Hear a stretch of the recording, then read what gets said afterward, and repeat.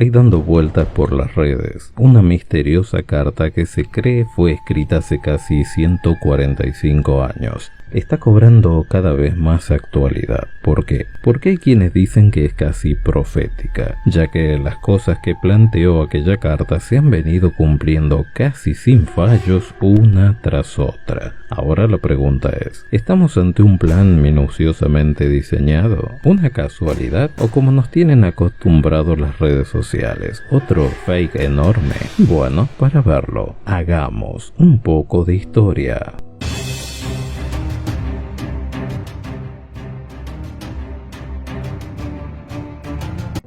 El 15 de agosto de 1871, un capitán del ejército de los Estados Unidos llamado Albert Pike envió una carta al entonces conocido político italiano Giuseppe Mazzini. Y pongan atención a las fechas, así nos cierra esta historia. El contenido de esta carta era ciertamente inquietante. Auguraba que a partir del año 1900 estallarían dos guerras mundiales que cambiarían la sociedad humana. Bien, hasta aquí, desgraciadamente tuvo razón, pero para mayor inquietud de los que vivimos en pleno siglo XXI, también vaticinó que habría una tercera gran contienda y que esta supondría el fin del cristianismo. Ya hace más de 100 años, este supuesto satanista y líder masón parece haber anticipado los sucesos mundiales, o sencillamente, como creen algunos, haberlos planeado. ¿Cuál de las dos te parece más probable? Ahora bien, el plan de Albert Pike consistía en fomentar 3 guerras mundiales. Con la tercera y última se lograría establecer finalmente, en palabras de Pike, un nuevo orden mundial, el cual tendría un gobierno central para todo el planeta y establecería una nueva fe global, una religión que, según los enemigos de Pike, tendría a Lucifer como su ídolo. Al observar lo que sucede alrededor del mundo, uno no puede más que preguntarse si los acontecimientos no nos muestran como que se estuviera siguiendo un plan diseñado inicialmente por este fundador de la masonería moderna. Ahora bien, ¿quién es este tipo? ¿Quién fue Albert Pike? Pike nació el 29 de diciembre de 1809 en Boston. Estudió en Harvard y luego sirvió como brigadier general en el ejército confederado. Después de la guerra civil fue encerrado en prisión por traición, pero fue perdonado por un masón, el presidente Andrew Johnson, el 22 de abril del 1866. Lo llamativo es que se reunieron al día siguiente en la Casa Blanca como si fueran grandes amigos. El día 20 de junio de 1867, oficiales del rito escocés concedieron al presidente Johnson, como devolución de favores por uno de los suyos, creemos los mal pensados, le otorgaron al presidente el grado 32 dentro de la masonería. Y luego el presi se hizo un viajecito a Boston a dedicar un templo masónico, lo que haría cualquier ama de casa en un día normal, nada sospechoso. Lo más llamativo es que el único monumento a un general confederado en Washington DC se erigió en honor a Pike, lo cual no debería extrañarnos del país del norte, pues aún siguen luchando, supongo, contra su pasado terrorista y discriminador.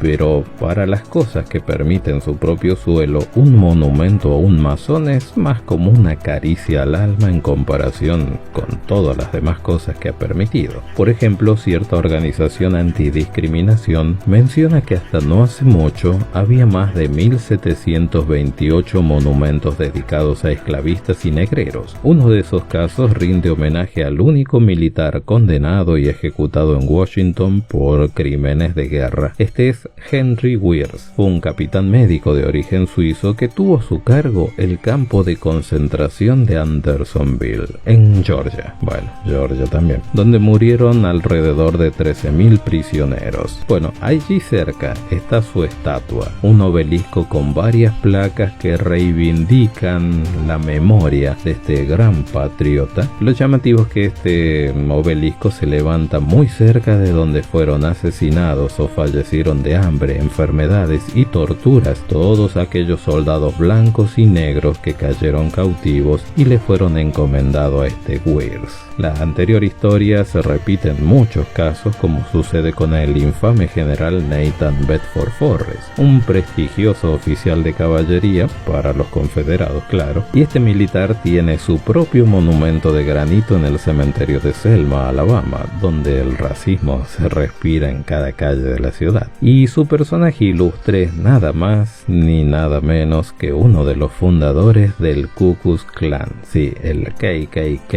y en él llegó a su máxima jerarquía, el oficial que antes y después de la guerra salía a cazar negros por deporte y por negocio, primero a cara descubierta, después encapuchado y vestido con su habitual túnica blanca de cobarde. ¿Por qué lo hacía? Bueno, tenía una empresa, Forrest and Maple, la cual vendía lo que él consideraba su mercancía. Ya se imaginan que era su mercancía. En fin, no se sorprendan porque en Washington hubiera un monumento a un masón, cuando eso es mínimo en la cantidad de monumentos a gente despreciable que hay en el país del norte. Aunque hace unos años el monumento a Pike fue derribado durante una pueblada. Se dice que este Pike era un genio, capaz de leer y escribir en 16 lenguas diferentes, como si eso fuera la definición de genio, pero bueno, como no soy un genio no lo discuto. Sin embargo, nuestro amigo se esforzó tanto que llegó al grado más alto de la masonería, el grado 33, y fue uno de los padres fundadores y jefe del aceptado antiguo rito escocés de la masonería. Se convirtió en el gran comandante de la masonería norteamericana desde 1859, y como no podía ser de otra manera, en 1869 fue el líder destacado de los caballeros del Ku Klux Klan. Con todos estos logros en el bolsillo, se vio habilitado para escribir nada más ni nada menos que el Manual Masónico, conocido como Moral y Dogma. Pero si ya el ser confederado, racista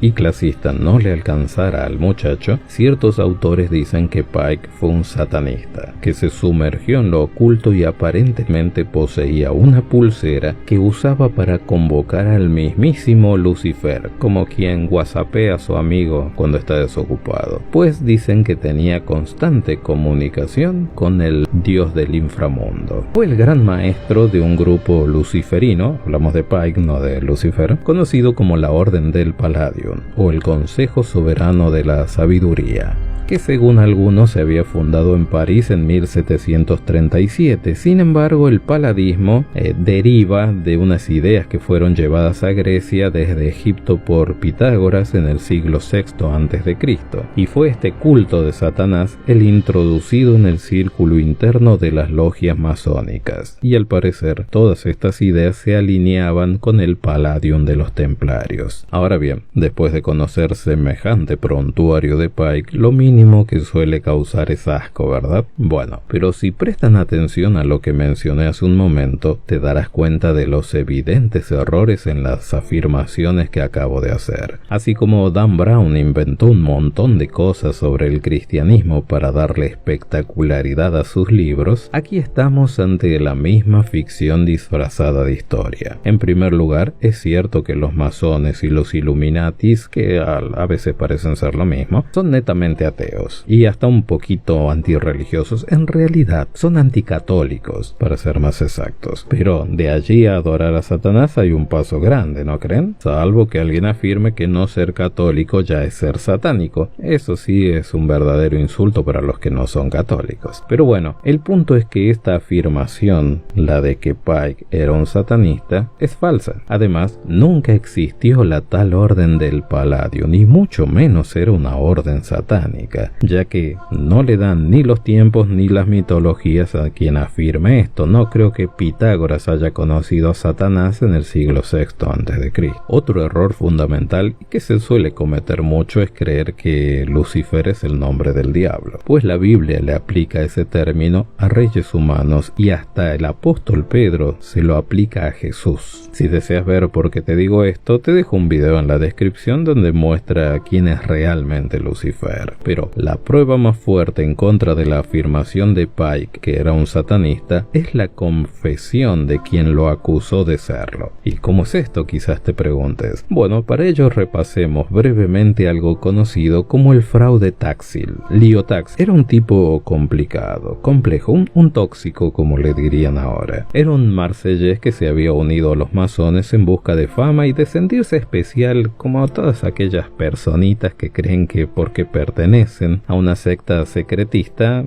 ya se creen especiales. Bueno, una vez adentro comenzó a escribir y publicar varios libros fuertemente anticatólicos, describiendo a la jerarquía católica como sádica y hedonista. Bueno, sin comentarios. Al parecer nuestro amigo Taxil caía pesado a donde iba. Por ello, su paso en la masonería fue bastante efímero, ya que 10 meses después fue acusado de plagio y fue expulsado de los masones. Entonces, como bien imaginarán, quedó calentito el francés, pero las vueltas de la vida a los pocos años le daría la revancha contra los masones que lo habían expulsado. Resulta que el 20 de abril de 1884, el Papa León XIII publicó la encíclica Humanum Genus, en la que afirmaba que el mundo quedó dividido en dos bandos contrarios. Uno de ellos, según él claro, era la Iglesia Católica defendiendo al reino de Dios en la tierra. Y el otro bando es el reino de Satanás, bajo la guía y con el auxilio de la masonería, afirmó sin ruborizarse el Papa. Bueno, justo después de esta encíclica, Taxil vio una excelente oportunidad para llevar a cabo una acción que ridiculizaría a la Iglesia Católica y le permitiría vengarse de la masonería por haberla expulsado. Un muchachito bastante vengativo por lo visto. Entonces, un añito más tarde, Taxil fingió convertirse al catolicismo y anunció su intención de reparar el daño que había causado a la verdadera fe con todos los libros donde se había despachado con críticas apestosas sobre los católicos. Para lograrlo, hizo lo que mejor se le daba: criticar ácidamente,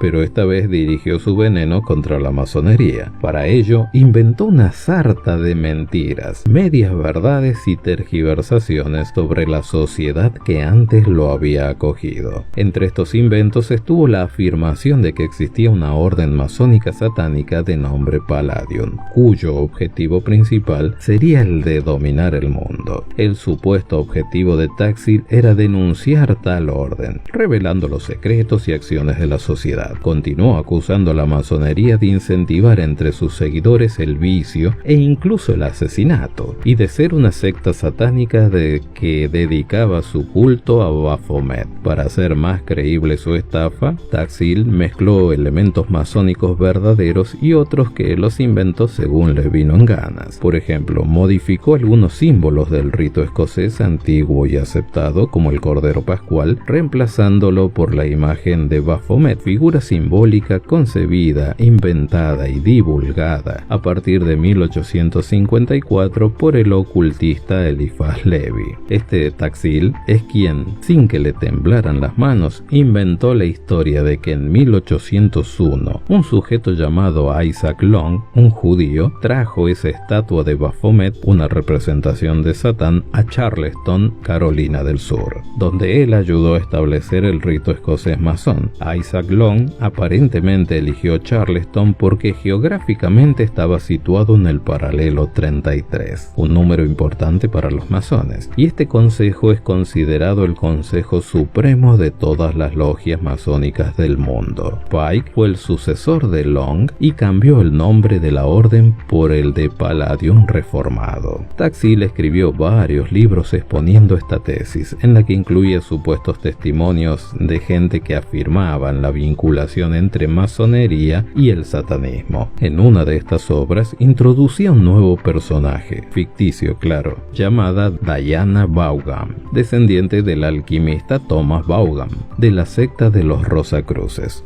De paso les pegó a los Rosacruces también. El libro contenía muchas historias sobre su supuestas reuniones que mantenía con diablos rojos. Uno de estos diablos rojos se dice que escribía profecías sobre la espalda de la chica utilizando su cola puntiaguda. Estas ideas tuvieron una amplia aceptación en los círculos católicos, claro, tanto que llegó a ser recibido por el Papa León en persona, quien se declaró admirador de sus obras y le pidió que escribiese más libros, para lo cual le entregó fuertes sumas de dinero como fuente de financiación. Entonces, viendo que su estrategia daba resultados, Taxil pisó el acelerador a fondo y acusó, sin ponerse colorado, a Albert Pike de ser un papa luciferianista, el líder supremo de todos los masones del mundo y que mantenía contacto con Satanás, así ni más ni menos. Entonces, después de sacarle mucho dinero, burlarse de los católicos, embarrar a los masones y a todo el que le cayera mal, nuestro amigo Taxil tuvo una pizca de dignidad y el 19 de abril de 1897 acabó con lo que él llamó una broma. Así es, en una conferencia de prensa organizada en la Sociedad de Geografía, allí confesó que sus revelaciones sobre los masones eran ficticias, un invento de él,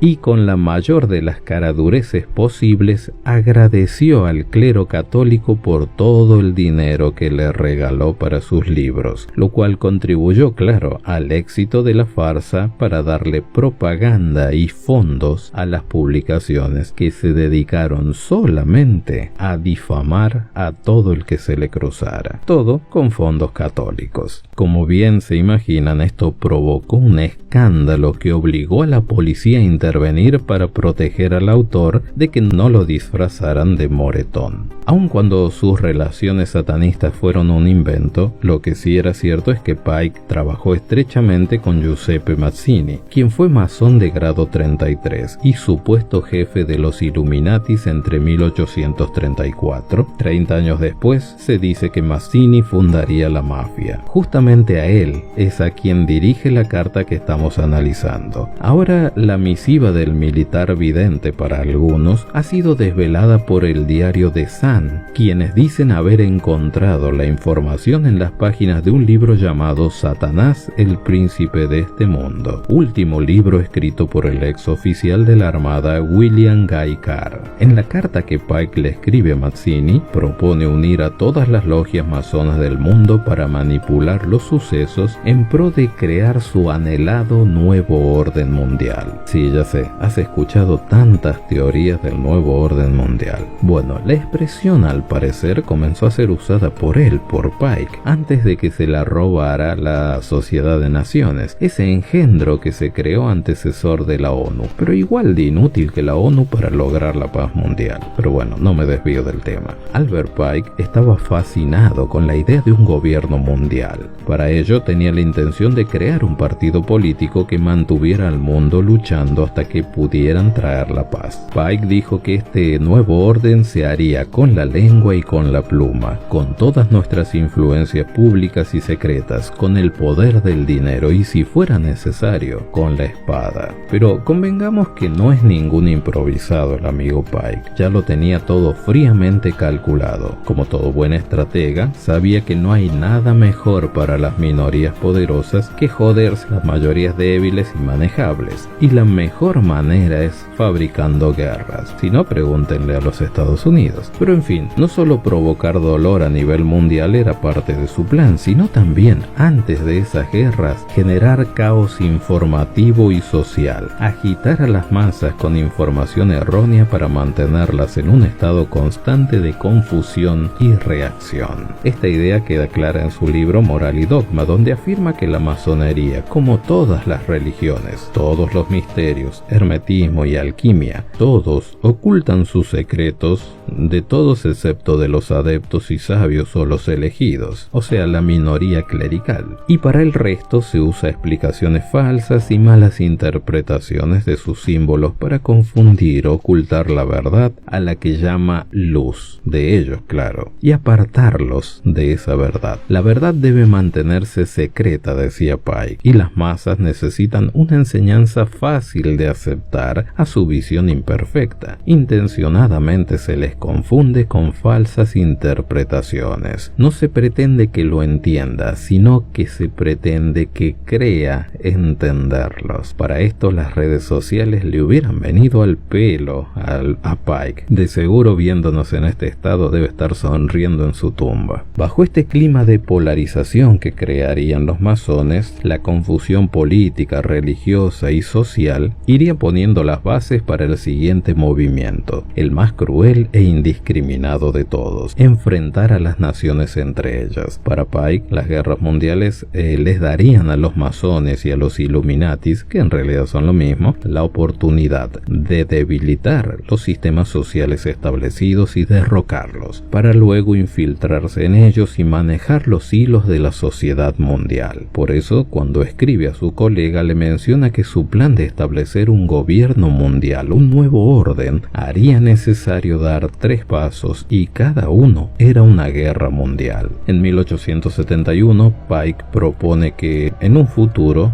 debería provocarse una primera guerra mundial para derrocar a los zares de Rusia y hacer del país una fortaleza ante el comunismo. Aunque convengamos, la primera parte salió tal cual, ya que la Primera Guerra Mundial fue un empujoncito más a la caída libre en la que venía el decadente sistema zarista ruso. Pero la guerra también se cargó los últimos imperios que quedaban, residuos de la caída del gran imperio romano. Donde se equivocó Don Pike fue en lo de que Rusia sería una nación anticomunista, ya que obviamente fue todo lo contrario. Pero noten un detalle: en realidad no quería la disolución, la desaparición del comunismo, sino al contrario, quería que creciera, que se hiciera fuerte, junto con su ateísmo intrínseco, ya que deseaba una polarización religiosa, y eso le salió muy bien. Lo que es más, hay versiones que dicen que detrás de la Primera Guerra Mundial estuvieron involucradas las poderosas élites británicas, que necesitaban una desestabilización global para sus negocios. Si desean saber más, les dejo un video sobre el tema de la Primera Guerra Mundial, lo que hubo detrás de esa guerra. Se los dejo junto con las demás sugerencias en la descripción del video. Pero entonces podemos decir que el plan de Pike sobre la Primera Guerra Mundial, aunque no fue totalmente exacto, terminó siendo sí premonitorio. Al final de la guerra, el comunismo se erigirá y usará para destruir a otros gobiernos y para debilitar a las religiones. Interesante cumplimiento. Siguiendo con la carta de Pike, el segundo paso era justamente iniciar una Segunda Guerra Mundial.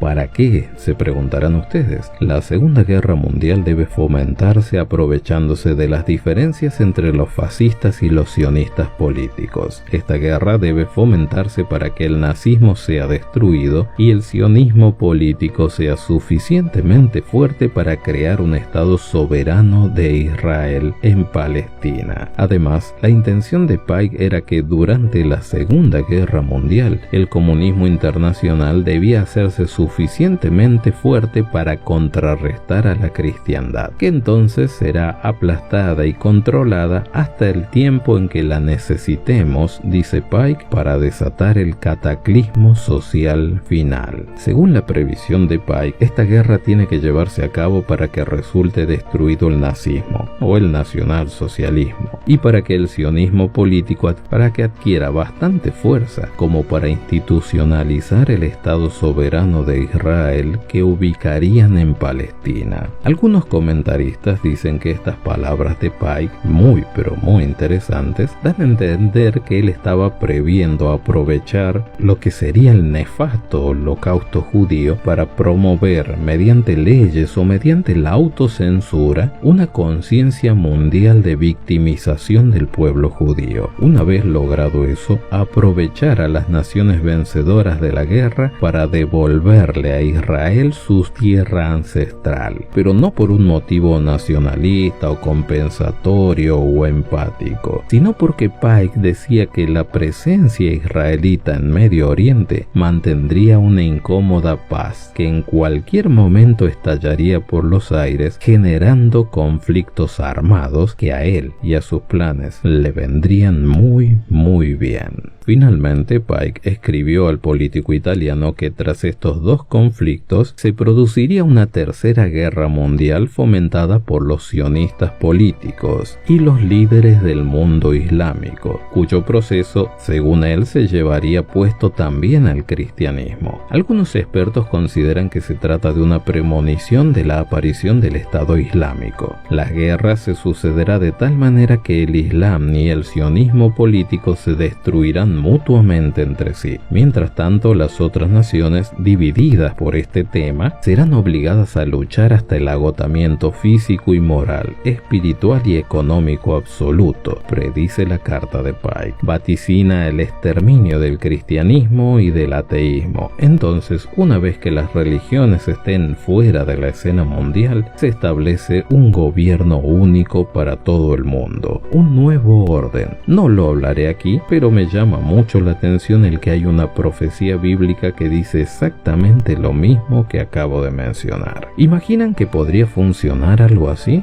¿Un gobierno mundial? ¿O que se aprovecharían de los conflictos de Oriente Medio para generar una tercera guerra mundial? Algunos dicen que sí. Por ejemplo, para ellos, antes de la tercera guerra mundial, se fomentará, aprovechando las diferencias causadas por los agentes de los Illuminatis entre los sionistas políticos y los líderes del mundo islámico, se irán creando más y más enemistad. Entonces, la guerra debe conducirse de un modo que el Islam, o lo que vendría a ser el mundo arábico musulmán, y el sionismo político, que sería el Estado de Israel, terminen destruyéndose mutuamente. Esta desestabilización mundial no dejará indiferente al resto de las naciones del mundo y las obligará a tomar posición por uno o por otro bando, algo así como la polarización más radical aún, y para crear ese ambiente no habrá nada mejor que el influjo de odio que le inyectan a la sociedad las redes sociales actualmente. Por ello, no quiero sonar oportunista, pero el conflicto actual entre Israel y Palestina podría escalar hasta la profetizada Tercera Guerra Mundial. No podemos negar que las condiciones están más que dadas, lamentablemente. ¿Será que una vez más le atinará el visionario Pike? Las otras naciones, una vez más divididas sobre este asunto, se verán obligadas a luchar hasta lo que Pike llama el punto de la completa extenuación física, moral, espiritual y económica. La situación se irá de las manos cuando, cansados de las guerras religiosas, los demás del resto de la sociedad insistan a sus gobiernos para que intervengan y le pongan fin a las religiones y sus conflictos. Pike dice que desataremos a los nihilistas y los ateístas y provocaremos un cataclismo social formidable que en todo su horror mostrará claramente a las naciones el efecto del ateísmo absoluto, origen de la crueldad y de los disturbios más sangrientos, afirma Pike. Entonces, en todas partes, los ciudadanos obligados a defenderse contra la minoría mundial de revolucionarios exterminarán a esos destructores de la civilización, y la multitud, desilusionada con la cristiandad, estarán desde ese momento sin brújula ni dirección. Todos buscarán ansiosos un ideal y un líder que los lleve por esa espiritualidad, pero sin saber a dónde dirigir su adoración. Entonces el gobierno central aprovechará para sacar su as de la manga. Según Pike, recibirán la manifestación universal de la doctrina creada por ellos, sacada finalmente a la luz pública. Esta manifestación resultará a partir del movimiento reaccionario general que seguirá la destrucción de la cristiandad y el ateísmo, ambos conquistados y exterminados al mismo tiempo por este nuevo orden mundial. En fin, sé que lo anterior, aunque parezca haberse cumplido gran parte de las premoniciones, son situaciones hipotéticas muy complejas para afirmar cuál es el porcentaje de posibilidades de que ocurra, ¿verdad? Lo que sí es bastante probable es que Albert Pike, en el siglo XIX, estableció un marco para realizar un nuevo orden mundial. Basándose en una supuesta visión que tuvo, escribió un plan de sucesos que se desarrollarían en el siglo XX, con aún más sucesos por venir en el futuro. Es este plan que algunos creen que líderes ocultos, la famosa élite mundial, están siguiendo hoy en día para provocar la tercera gran guerra. ¿Cuán en serio podemos tomar la existencia y el tiempo en que se escribió esta carta premonitoria? Bueno, el diario inglés The Sun dice que son reales las cartas, pero no puede precisar su fecha de creación, basándose en una versión que afirma que durante un breve periodo esta carta se exhibió en la biblioteca del Museo Británico de Londres y William Guy Carr, antiguo oficial de inteligencia de la Royal Canadian Navy, la copió y la usó para su libro, el cual cita como fuente el diario sensacionalista inglés. Otros dicen que esta carta es un invento de no hace muchos años, como tantos que circulan en las redes. ¿Tú qué opinas? Déjame tu opinión en los comentarios. Deseo saber qué piensas sobre esta supuesta carta futurista. Y ya que estás allí, dale like al video, suscríbete y comparte. Hasta aquí llegamos con el video de hoy. Espero que te haya gustado. Será hasta el próximo y gracias.